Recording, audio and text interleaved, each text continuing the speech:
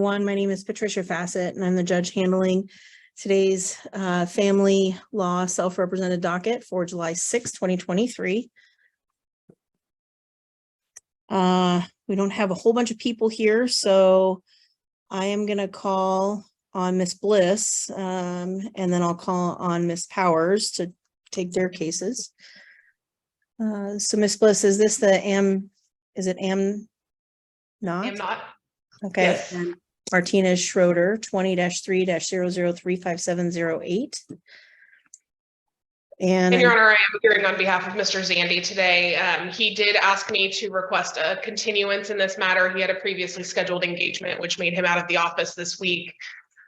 We did file a response late last week.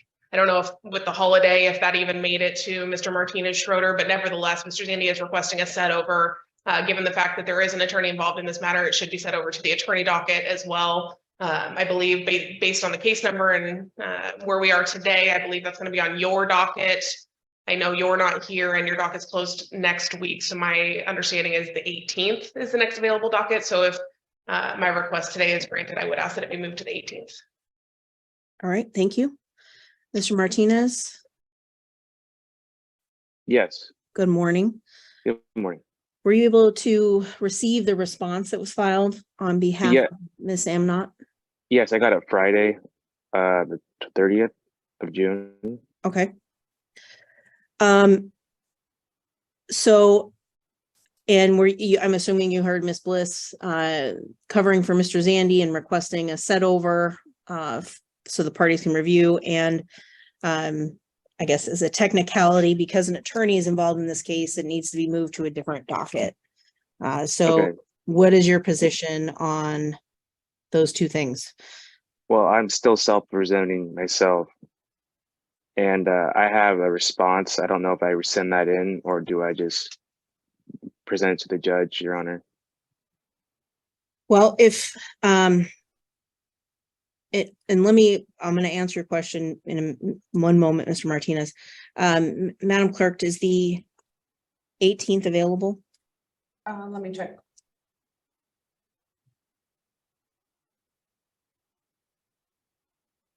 We are at 17 of 20 on the 18th. Okay.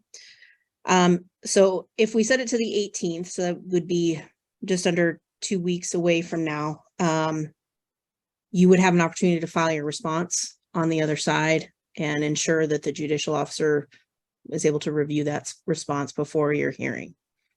Okay, and I just go into the courthouse and do the documents as well? Yes, you would just file it like because I think you started the adequate cause motion, so you would just file it the same way you did all those other documents, but you would need to also make sure that Mr. Zandy's office received a copy of those, whatever you're filing as well. Okay. Okay, so I am going to set this to the 18th at 1:00 p.m. So instead of looking for the self-represented docket, you're just going to look for the family law docket B. So it's going to be on Tuesdays at 1 p.m. Okay. And then the sooner that you can, if you have your response ready to go, the sooner you can file it, the better. So that way everybody has an opportunity to review it and it gets scanned into the system that the judges use to review cases. Okay, and that's the 18th at 1 p.m. Family docket B. Correct. Okay, perfect. All right. All right, thank you very much. Thank you. Thank you, Judge. Thank you. Morning, Miss. Let's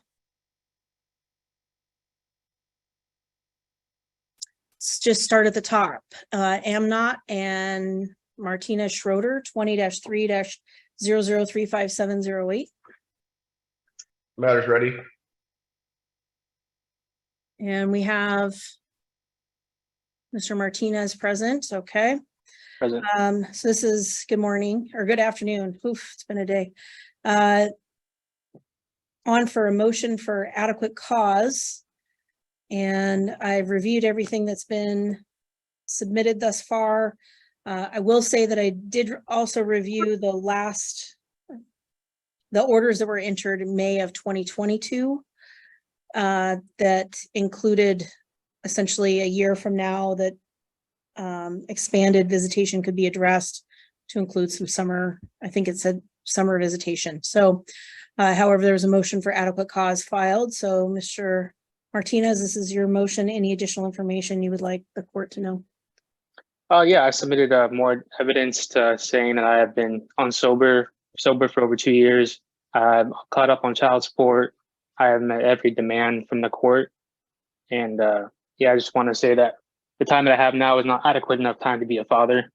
So I just like to put that in there. Okay, thank you, Mr. Zandy. And thank you, Your Honor. The court's aware I do represent the original petitioner, non-moving party to the motion before you today. And I think you're correct initially on your analysis of why we're here. There is a built-in provision in that May 2022 parenting plan that allows either party to come back and kind of look at the plan to tweak it. Specifically noted is the summer schedule commencing in 2023 forward. And then just to kind of some housekeeping issues as they may come forward. There was specifically by design nothing related to a petition to modify that parenting plan. And that's due in large part based on the intent of the parties at the time to just kind of tweak it and see where things were after that 4-phase built-in schedule. So I would state, from a procedural standpoint, I don't believe the petition has the legal merits to proceed on that. Anytime you're asking the court to modify a parenting plan, you're alleging a substantial change in circumstance to the child or the non-moving party. We don't have that. It also, depending on the request, could open for wholesale changes to that plan or significant variations from the existing parenting schedule. I don't think that's properly before the court. So I'm asking the court to, number one, deny the petition and dismiss that petition on a formal modification. Now, moving forward, and again, based on what the parenting plan does permit, which is the review, I'm assuming that's kind of why we're here. And again, I don't want to get caught up in the technicalities of everything, other than to say that that plan relates to the summer schedules exclusively almost. And then again, as I mentioned earlier, any tweaking of any provisions related to the 191 factors that are currently in place.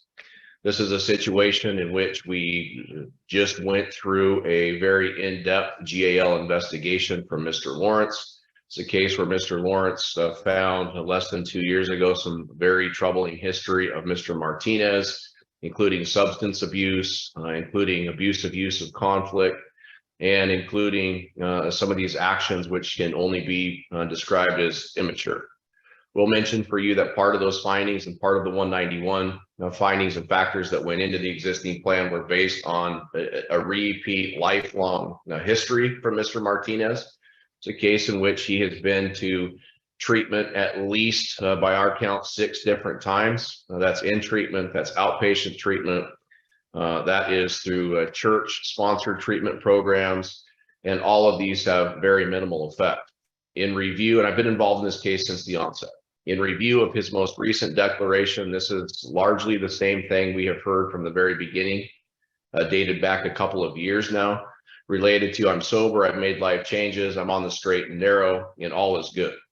If you did have the opportunity to go back to the information and the report provided by Mr. Lawrence, you would see that again, some of the credibility of Mr. Martinez has been called into direct question related to those comments. We have those same concerns today. In fact, he breaks up with a girlfriend and she says, not only was he drinking, he was drinking quite a bit. Mr. Lawrence found that to be credible and true. And this was during the same time he was talking about his sobriety and how he had turned the corner and taken it seriously. The fact that he's been to treatment on at least a half a dozen separate occasions, again, and at the end of that, the same routine. I'm clean, I'm sober, nothing's going to happen.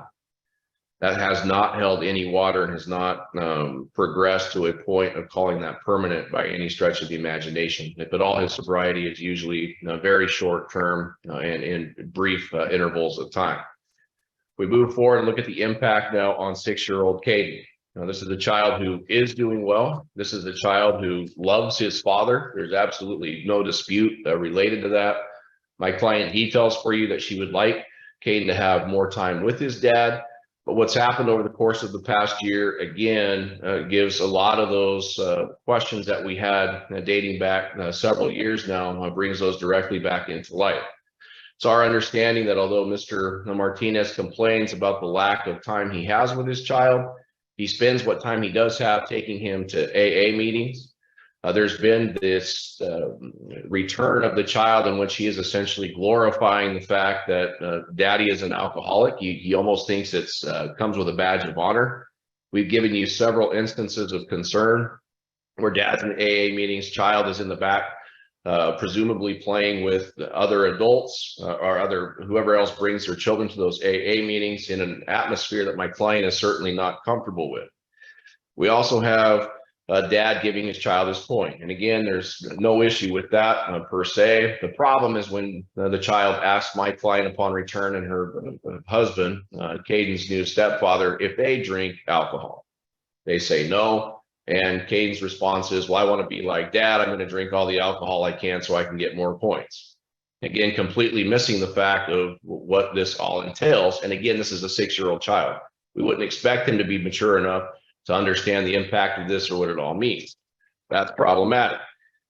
Mr. Martinez has, and he denies it. And my client details for you that there's been instances where he's, for laughs, had the child blow into his blow and go device on his vehicle. Again, setting a very unusual standard for Caden to try to figure out what this is and how this plays in and how this is part of his dad's history. But again, that's problematic.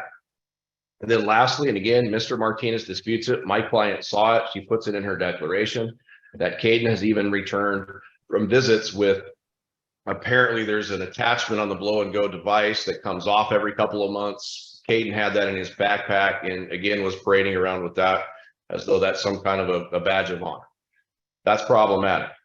We move forward and we've got these communication issues. And I would say this has, again, been an ongoing issue since prior to the final parenting plan even being entered, in which Mr. Martinez appeals to his child by asking him to have my client give him money, tells the child in no uncertain terms that I can't afford that because your mom takes all my money and therefore I've got to work more longer hours.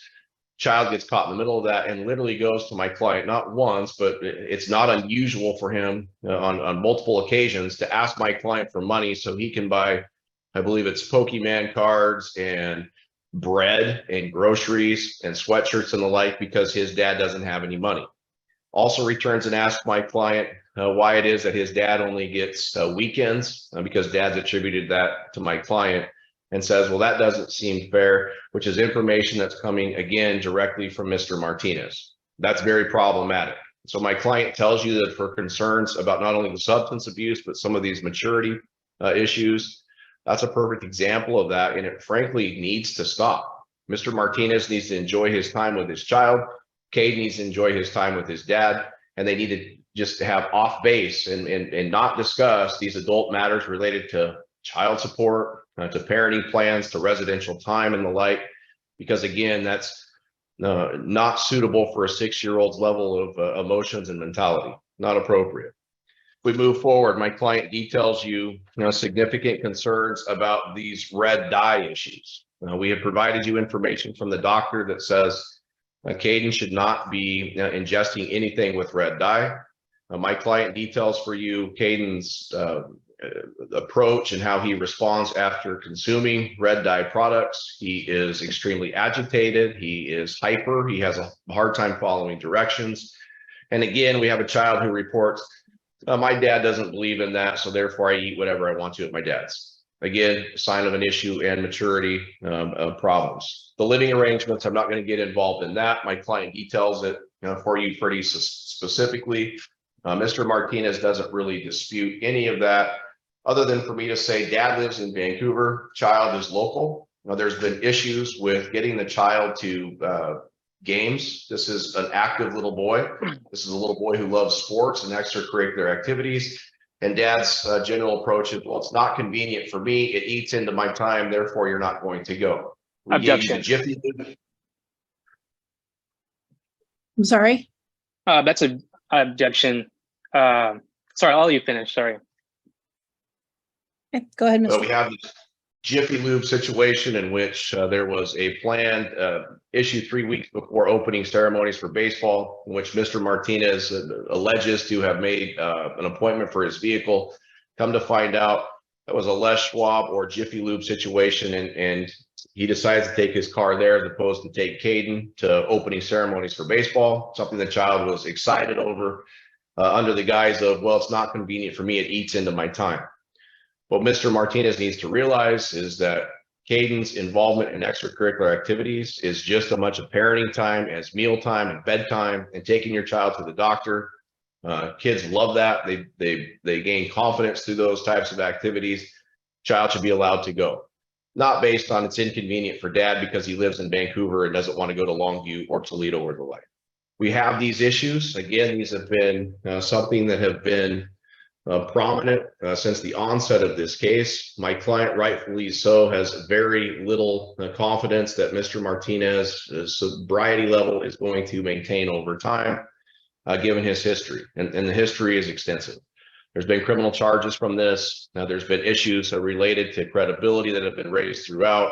And at this point in time, we don't think there is any legal mechanism to proceed any further and grant any wholesale changes to the plan, any additional overnights or the such, because I think under the terms of that parenting plan, we are guided by that summer scheduled visitation, whether we increase that or not, and any tweaks to the parenting plan as necessary. The court is going to tweak that. We would ask for provisions about taking the kid to extracurricular activities, ask for some direction to follow doctor's directives related to the red dye situation and any allergies, and have a provision in there that the child has his own bed when staying at dad's residence, as the child is now, will be 7 here shortly and is still sleeping in the same bed as our understanding as dad. We have questions about that. Now, so again, if we are going to tweak that as detailed or prescribed by the existing parenting plan, we think that is the best method to proceed in. And if the court wants more information about the summer schedule, it might help to get a limited review from Mr. Lawrence to see if that's appropriate, to see where Mr. Martinez is in his treatment. Although he states he's provided information about the evaluations and about the treatment and the sobriety, we really received very little by means of that. The court is going to advance and consider any additional time for the summer of 2023, or probably more appropriately, since it's already half over, 2024, perhaps getting a quick look from Mr. Lawrence on that limited issue pursuant to the parenting plan would be the best cause of action. Clarification. So Mr. Martinez has already gone through all 4 steps and is at weekends, Friday to Sunday, correct? That is correct. Yes. Okay. Your Honor, I'd just like to say real quick, at the bottom there in the asterisk, it says, at the expiration of 1 year, either party may motion the court to review on the regular domestic docket. Just want to point that out. I did see that, Mr. Martinez. What you filed is essentially it's a motion for adequate cause.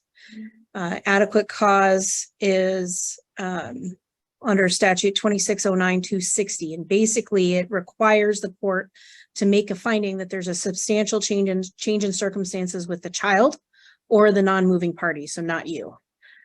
Okay. I can't make that finding. Your accomplishments seem to be massive. I mean, 2 years of sobriety is a huge thing. And I applaud you getting to that point. I don't disagree with your position, feeling like you don't have enough time. I'm sure a lot of parents feel that way in circumstances that are similar to yours. I also wanted, so I can't make a finding of adequate cause. I am, however, willing to consider the summer visitation based on where we're at. It appears as though there's been really no issues that have been raised by either party up until this motion for adequate cause. So we're in the final stage of the parenting plan, which authorizes a full weekend, Friday to Sunday, with dad. And I apologize, I moved on. I don't know how, is that every other week? Yes, every other Okay. week. The other question that I had, Mr. Zandy, I'm directing this to you. There was, in something that was filed by Mr. I believe it was filed by Mr. Martinez. Your client indicated that he wasn't allowed to be at any of the sporting functions when it wasn't his parenting time. I don't see anything of that nature in the parenting plan. Would you, I guess, agree that there's nothing that prohibits Mr. Martinez from appearing at games or practices when it's not his time? Or I school would events. agree. I would agree to that, and I would encourage him to do that because I think that's something that both parents should be actively engaged in, and I think that's to the benefit of the child. So I saw that too. I'll talk to my client about that. That was probably just some confusion between the phases and where we were under a temporary order that carried over into a final effect. But no, I completely agree with your analysis on that. Okay. So, I know we don't, and I think school is a month and a half from starting back up again, approximately. And I don't know, what the plans are for anyone, moving forward, but here's what I'm going to do. First, I want to just let you know, Mr. Martinez, that there's nothing prohibiting you from attending any, of your child's sporting events, regardless of when those dates occur. So, if Miss Amnott makes a comment that you're not allowed to be here, it's not accurate. So if you want to attend any games, doesn't matter if it's your weekend or not, you are free to do that. You're free to go to practices. Hopefully all of those schedules, sounds like your child's pretty active with different sports. All those should be shared with you. You are free to go to all of those as you're able, and I encourage you to do that. As for summer, Sorry, real quick. Sorry to cut you off. Does that also include school events too? Because I haven't been invited to any school events. I don't see a reason why it wouldn't include school events. I think part of the confusion on that might have been because there initially at the onset of this, there could have been, and I'm going back several years now, there might have been some restraining orders or protection orders in place. I don't believe those are still in any existence. I'll confirm that with my client. No, if those are no longer in existence, I don't think there's any restraints from communicating with schools and participating in extracurriculars. I think that should probably be encouraged because Caden would probably like to have both parents there. Yeah, so if there's, a school play or a rehearsal or any functions or, I would encourage you to go there. I don't see anything in my purview of your case prohibiting you from doing that at this point. So, Thank you. yes. As for summer, I appreciate the thought of getting Mr. Lawrence involved again in this case and having a quick review. But frankly, we have a parent that, in my opinion, has shown that there's been some consistency with sobriety. There's been no issues raised by Ms. Amnott. We're on the final stage of this parenting plan. So I think the summer schedule should be addressed. And so what I would like to do is for 2023, I'm going to allow Dad to have 1 week. You're going to, one full week, so 7 days of vacation with the child to be agreed upon by both parties, the dates. And then assuming no other issues, 2024, moving forward, I'm going to authorize 2 weeks of vacation. And I think those should be non-consecutive. So two separate 1 week terms of vacation over the summer. And in 2024, moving forward, May 15th of each year, those dates need to be outlined or provided to the other party. So plans can be made on both sides and hopefully no toes stepped on as far as getting those, scheduling any vacations or flights or anything like that. Okay. And do you want me to draft that order? What I would like to do, so we're not doing a whole new parenting plan, is just a supplemental order to that parenting plan, take out the review language that's included and replace it on the summer visits 2023 and 2024 moving forward. I think that probably simplifies it. Or do you want a new parenting plan with those changes in it? I think a supplemental will work perfectly fine. And you want me to draft that? Yes, please, Mr. Zandy, that would be perfect. We can set it. Do you think you can, do we want a presentation date, or do you think you can work with Mr. Martinez on that? I think I can work with Mr. Martinez on that, but let's just, in an abundance of caution, maybe set a presentation date for 2 weeks out in case there is any confusion on that. And then Mr. Martinez, I'll email you a copy of that if that's agreeable to you. Yes. So I am going to enter the order that Mr. Martinez presented, denying the finding of adequate cause, but we'll get an order entered amending the parenting plan. I encourage you, Mr. Martinez, to start working with Miss Amnott as soon as possible to get your week scheduled. So because we are running out of time for this this summer. And Mr. Zandy, do you want that on a Tuesday or a Friday? A Tuesday? Is the first work? That's fine by me. Does that work for you, Mr. Martinez? Say that again. I'm sorry. Uh, Tuesday is what? Tuesday, August 1st for presentation. That's if you guys agree on the order and you sign off on the order, we can strike that date. You don't need to appear, but if there's some clarification or concern you have with the proposed order, we would appear on the 1st to discuss it. Okay.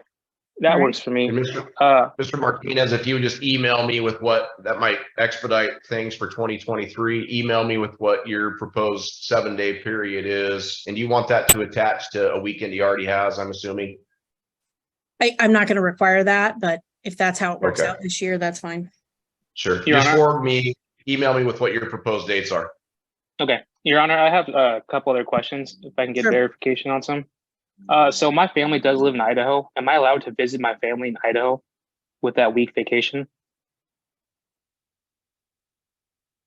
I mean, I don't think there's anything prohibiting that. I would assume that if that's what you're wanting to propose, I would get notice to Ms. Amnott as quickly as possible. It sounds like Mr. Zandy is willing to work with you on that. So, but I don't. Okay.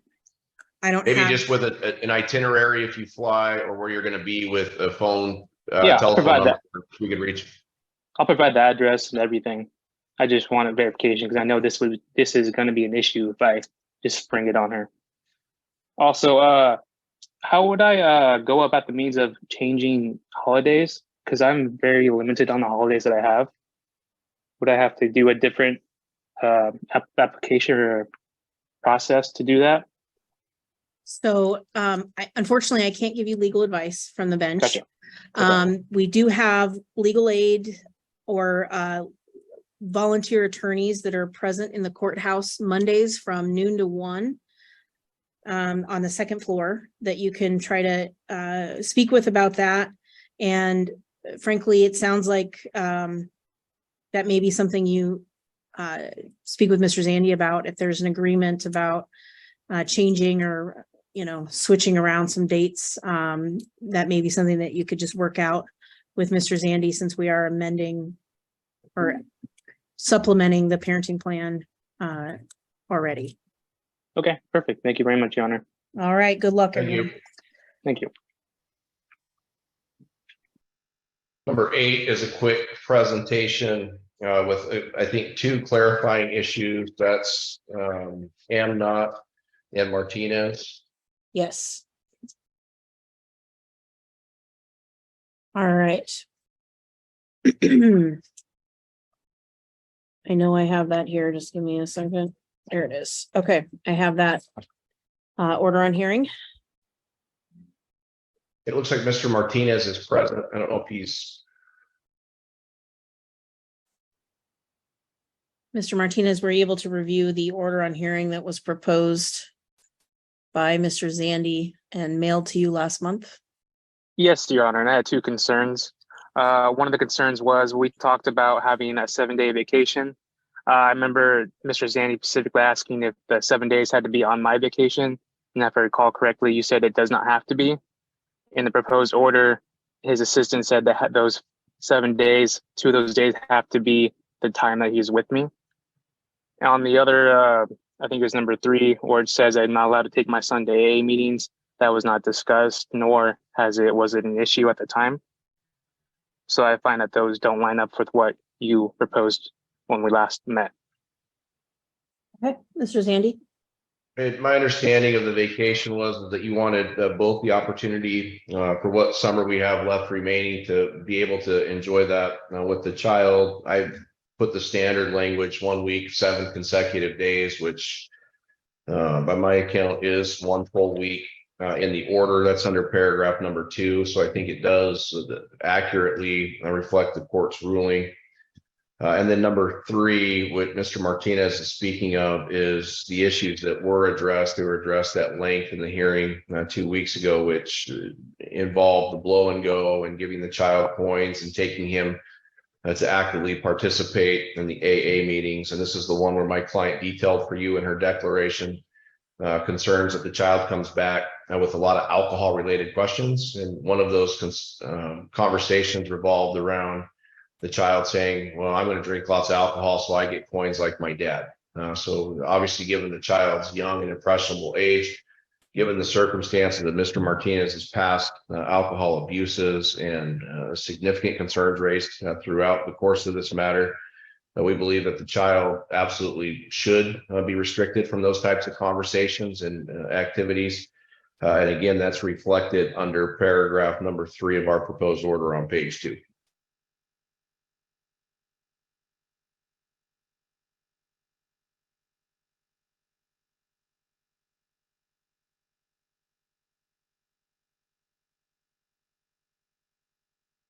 Right.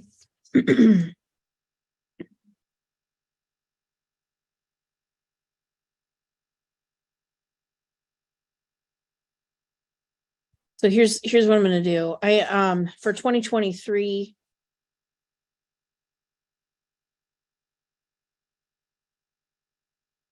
I'm going to leave the language as proposed in here, and it says extended visitation, but that language is used throughout. So I don't think that necessarily requires that it be attached to your weekend, but it's going to be, it may have to be for this year, given how little of the summer is left. As for number 3, I am going to leave that in here. That is a concern, but what I'm going to include in the including AA meetings, I just am putting adding some language. So any AA meetings that do not have child-specific participation or engagement services. I know that there are from past cases that certain AA meetings are child and family focused.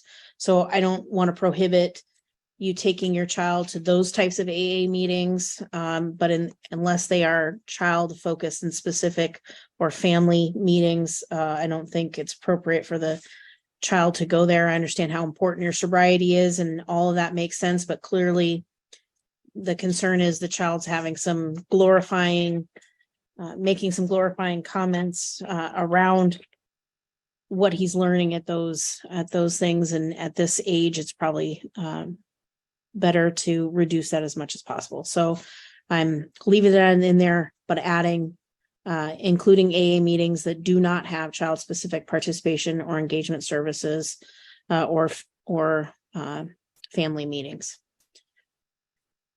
Very well. Thank you. All right. Good luck.